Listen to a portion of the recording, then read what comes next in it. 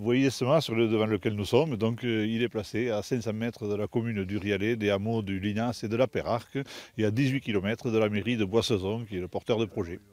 Hasard des limites communales.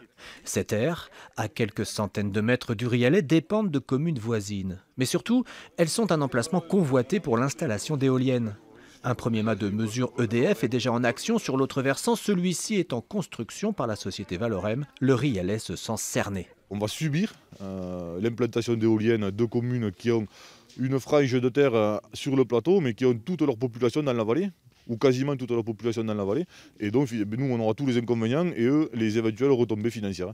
Si c'est ça l'aménagement harmonieux de territoire de montagne, je ne suis pas certain.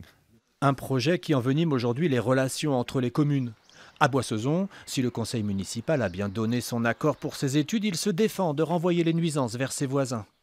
On n'a pas choisi ça spécialement, ce sont les techniciens qui sont venus et qui ont vu où pouvaient être éventuellement implantés ces mâts éoliens. Boissezon veut juste participer à la création d'énergie positive.